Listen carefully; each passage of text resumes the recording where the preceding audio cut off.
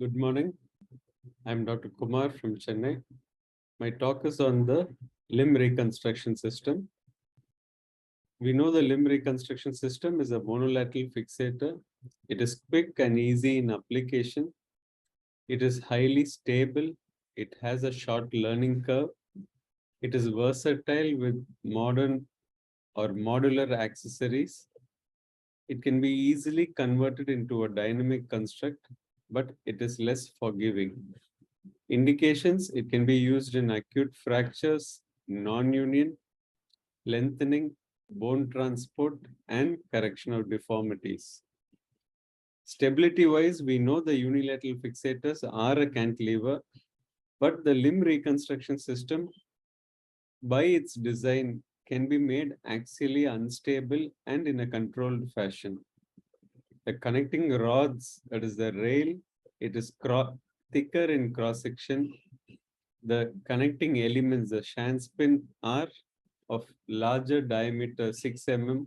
So this confers an intrinsic stability to the limb reconstruction system. That is why they are stable to bending, shear, and rotational forces. Looking at the components, they are few in number. It has the rail, which is the main component, with the fixation clamps. That is, this is a central clamp, this is the end clamp, a compression distraction unit, and a Schanz pin. The most important part of the limb reconstruction system is the rail. You can see how the clamp connects to the rail. This dovetail configuration is very important to confer stability to the fixator. Assembling the clamp to the rail, the clamp is just slided over through the slot in the rail, and it is connected by a screw behind the clamp onto the rail. Once the clamp is tightened to the rail, it becomes a fixed angle device having a lot of stability. This is a central clamp. There are holes on either side for attachment of the compression distraction unit. There are 5 pin seats for Schanz pin. This is an end clamp. You can see that there's a hole at one end of the clamp. This is for attachment of the compression distraction unit.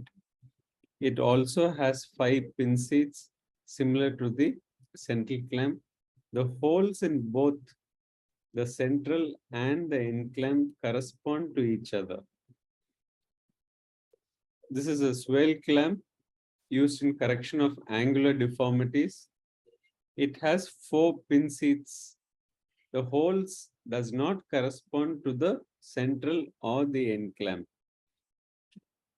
You can see it can be used in acute correction of angular deformities. It has an option of angulating up to an angle of 30 degrees in either direction. This is a micrometric Swivel clamp. It can be gradually angulated with the use of an Allen key. The angle at which the clamp or the Schanz pin corresponding to the rail is angulated can be directly read from the markings on the clamp. This is a T-clamp. It fits to one end of the LRS rail. The pins are at perpendicular plane to the pins which are through the central clamp or end clamp. Advantage in either smaller size of bone like in distal femur or proximal tibia to have more number of fixation elements. This is also a T-clamp, but with a ball joint. So it can be angulated in different directions.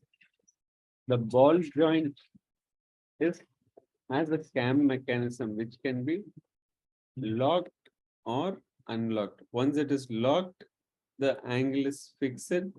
You can unlock it and change the angle of the clamp. This is a Dyna Clamp.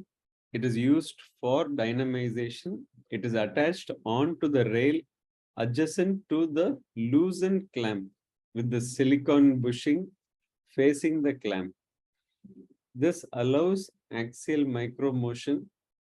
It has an important role when LRS is used for lengthening or where you have a large regenerate and you want to dynamize the regenerate without causing much loss in the height of the regenerate. CD unit or the compression distraction unit facilitates compression and distraction with the help of a Allen key. It is available in 3 different sizes: 40 mm, 80 mm, and 100 mm. Schanz screws, they are tapering. The shaft is 6 mm, both in adult and pediatric. There are 2 options.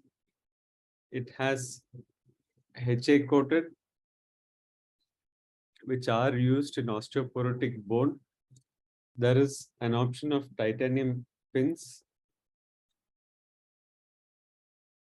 Chances or incidences of pin site infection is less with HA coated and titanium pins compared to the stainless steel ones.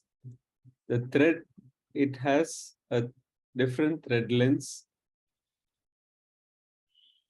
The larger ones, the diameter starts from 6 mm and tapers down to 5 mm, whereas the Schanz pin, which we use in pediatric, it starts from 4.5 and tapers down to 3.5 mm.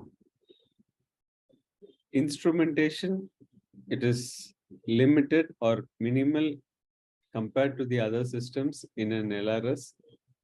It has templates, sleeves. It has a D handle for the Schanz pin. It has a trocar and drill bit. Templates, it is of 2 types. We know the end clamp and the central clamp has 5 pin seats which are collinear, but whereas the Swivel clamp has 4 pin seats which do not correspond to the holes of the central clamp or end clamp. The templates are used along with the rail. It is locked in a particular position to the rail using a nut which is behind each template. It guides for screw insertion, minimizes soft tissue damage. Sleeves, it has 3 components: a wire guide, a drill guide, and a screw guide. So the screw guide has an inner diameter of 6 mm. It can be used only with templates, cannot be used with center clamp or end clamp. The drill guide, the inner diameter is 4.8 mm, which accommodates the drill, can be used with templates as well as central and end clamps. K-wire guide, it has an inner diameter of 2 mm, may be used to direct a cannulated drill bit. Importance, as we know, the first reference wire in an Ilizarov, which determines the position of the fixator over the limb. The first Schanz pin determines the position of the LRS on the limb. So to be more precise, you can use a K-wire under image, put it parallel or perpendicular to the shaft, parallel to the joint or perpendicular to the shaft. Counter check, over drill it with the cannulated drill bit, and then put your first Schanz pin. This increases the precision of placement of your fixator. Drill bits, we have 2 options. One is 4.8 mm, which we use for 6 mm adult Schanz pin. The other is 3.2 mm, which we use for pediatric Schanz pin of 4.5 mm diameter. Thank you.